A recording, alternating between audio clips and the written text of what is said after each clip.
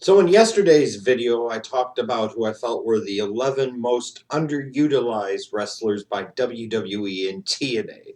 So now we kind of go to the flip side of this. Today, I'm talking about 10 of the most overpushed wrestlers that I've ever seen.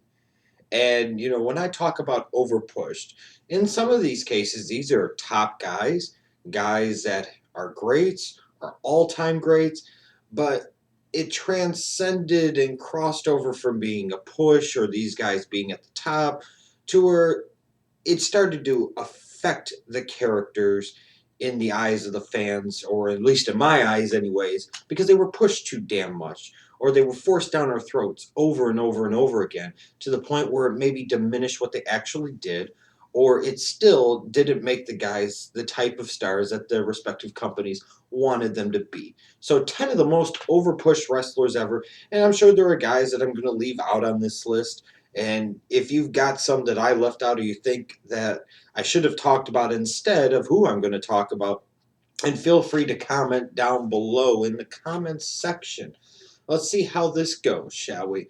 10 of the most overpushed wrestlers ever.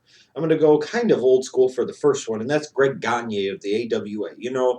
As a general rule, back in the territory days, if you were the promoter's son, you were going to get put in a big time spot. You were going to get pushed very, very big. And part of that was due to the fact at the time that in the territorial system, you didn't want to sit there and make somebody your champion if you weren't sure that they were going to be there. You didn't want to make somebody a top star for a long period of time if you weren't sure if they were going to be there. So one of the ways to help protect your territory was to keep the titles in house or make your family members or your close friends that you knew were going to stay, make them the top guys. And in the case of Vern Gagne, after he finally retired in the early 80s, he did everything he could to try and get his son, Greg, to follow in his footsteps and take over his daddy's mantle and be the AWA's new top guy, no matter how much it happened. And look, Greg Gagne was a nice performer. Him and Jim Brunzell were a great tag team.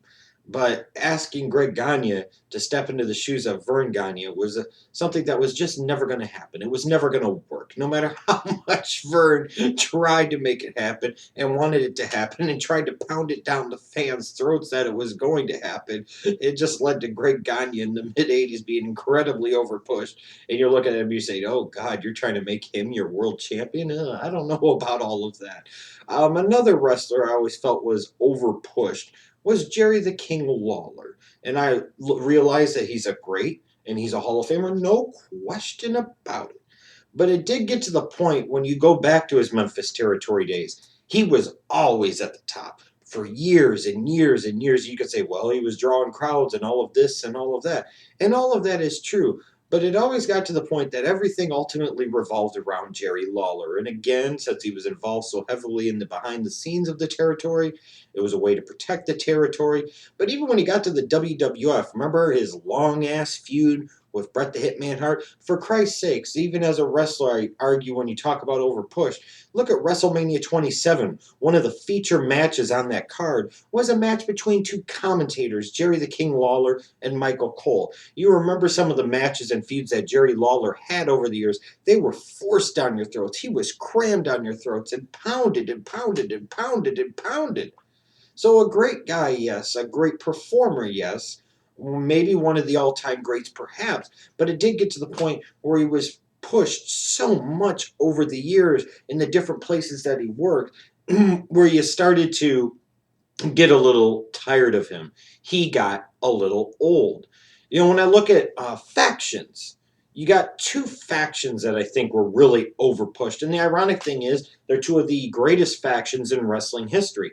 But just because they were great at one point doesn't mean that they stayed great throughout their entire duration. And that's the NWO and the Four Horsemen.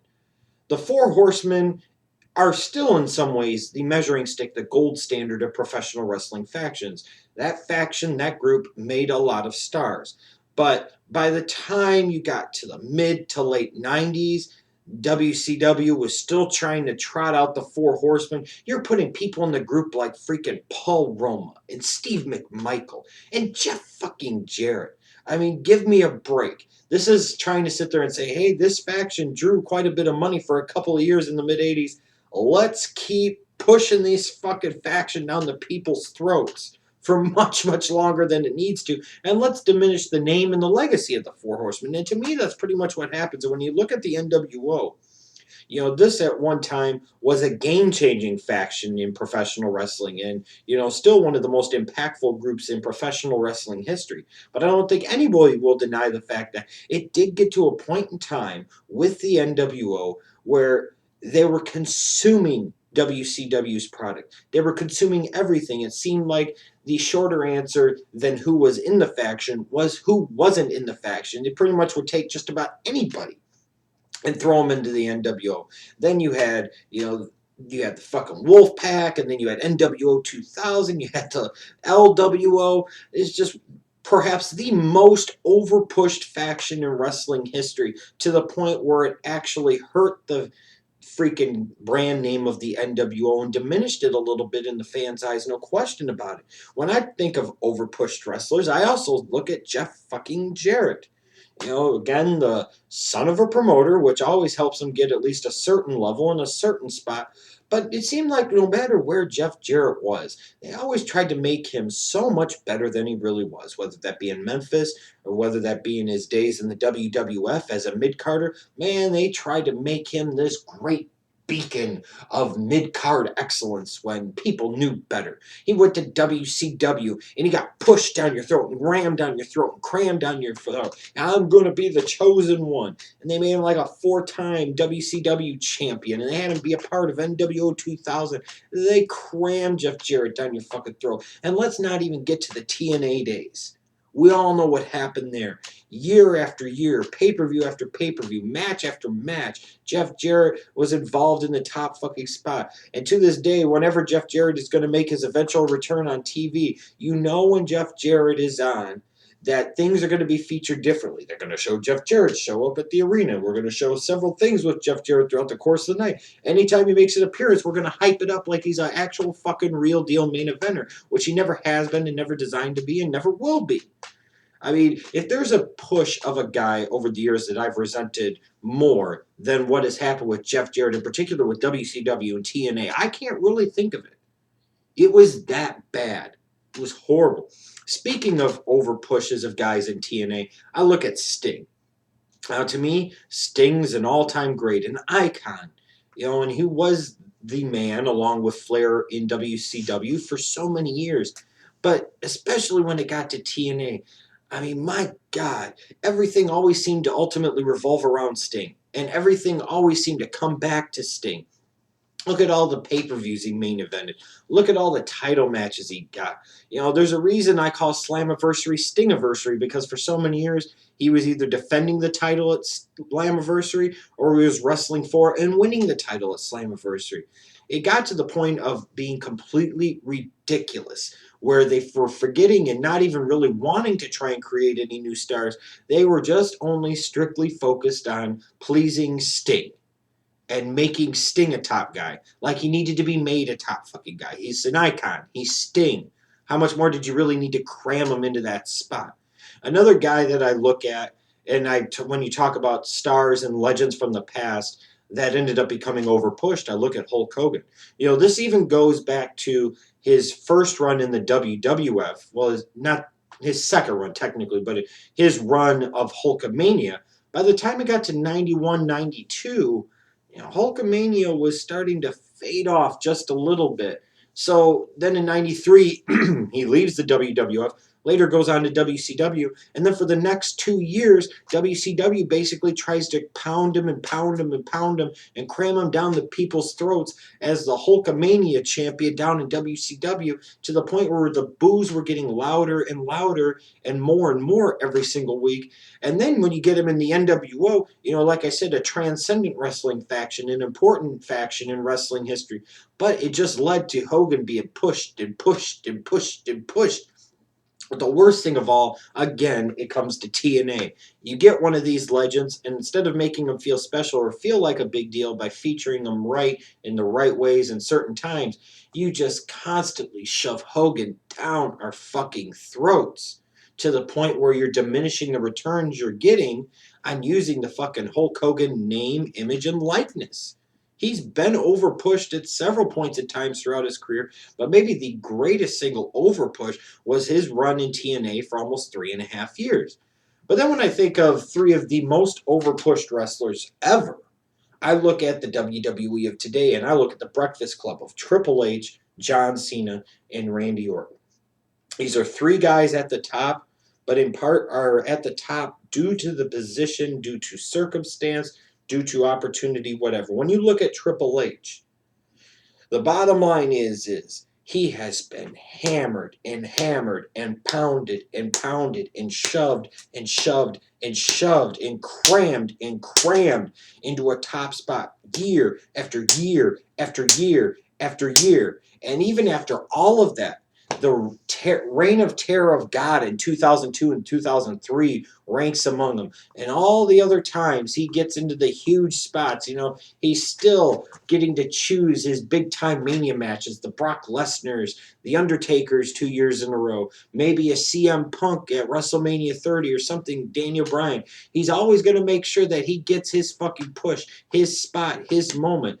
It's like they do everything they can to try and make Triple H kind of like this territorial type star where they know he's going to be there. He's not going anywhere. So they figure it makes sense to continue to invest in him and continue to make him a big deal.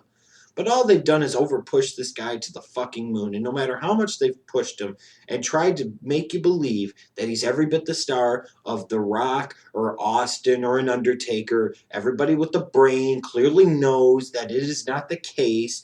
And that's just the way it is. And that's why I call him God, is because they treat him like fucking God. They treat him like he's God's gift to professional wrestling. They treat him like he's the God of professional wrestling. They treat him almost like he's the greatest in that company's history up to this point in time. And everybody knows that's not true. They've just overpushed the guy and pounded this guy into the top spot for so many years, but it still doesn't matter.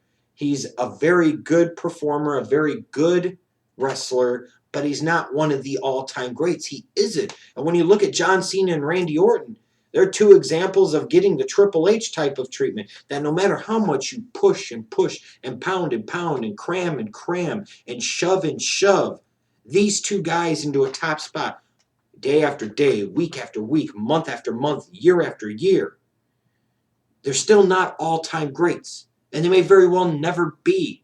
They just happen to be the guys at the top at a somewhat down period of the WWE, and they're the big fish in a smaller pond. They're at the top in part because of circumstance and situation. Vince looked at these two guys, back several years ago and thought, well, these are guys that love the business, but they're not really going to go anywhere in terms of having to worry about losing them to movies or acting or whatever the case might be.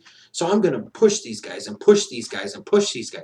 And that's what the WWE does year after year after year after year. Anytime there might be any real threat to either one of these guys where somebody's going to overshadow them or somebody's going to become a bigger star, they always find a way to knock those guys down the totem pole just enough to keep John Cena and Randy Orton at the top spot. And if you don't think that's the case and you don't believe that, let me ask you again, what was the main event at TLC 2013? They tried to make this out like this was a once-in-a-lifetime match, even though we've had unified champions before in the WWE. They tried to make this feel like it's an all-time epic bout, even though these guys have literally faced hundreds of times over the years, and the people don't want to see it, and the people don't fucking care. They're trying to hype this up like this is Hulk Hogan versus Ric Flair in their primes, or Austin versus The Rock in their primes, when it's freaking John Cena versus Randy Orton. What's the old saying? You can put lipstick on a pig, but it's still a pig. I don't care how much potpourri you spray around a pile of manure, it's still a pile of shit. And the bottom line is these guys have been pounded and pounded and pounded incessantly into these damn spots for years. Triple H, and then the other members of the Breakfast Club, in particular, John Cena and Randy Orton. And I say to you, what would happen if other guys were given that same treatment, that same opportunity, that same pounding and cramming and hammering and shoving and pushing down your throats year after year after year? Would other guys be just as big of stars as John Cena and Randy Orton? Or would they maybe even be bigger stars? The bottom line is these guys that I all named here, the 2 factions and then the 8 other wrestlers, to me, are some of the most overpushed wrestlers of all time. In some cases, they were great. In some cases, not so much.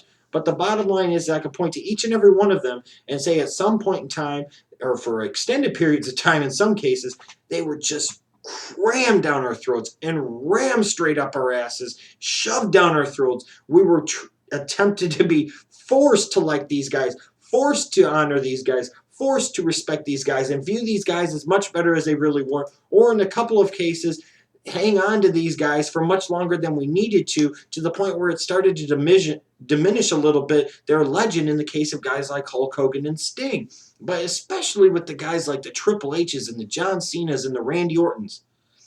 When the WWE sits there and acts so proud of themselves when it comes to these guys, it's like, look, what's so special about them, really?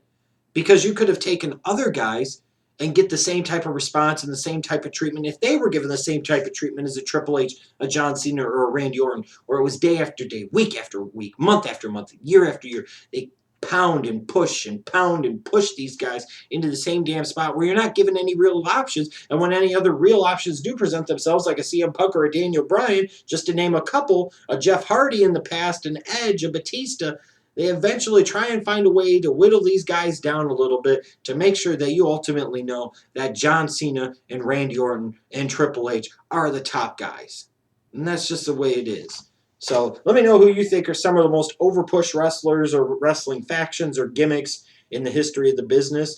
Let me know down in the comment section below. Tomorrow is going to be a fun video because I'm going to talk about 9 women of wrestling that I can fact to. Oh boy.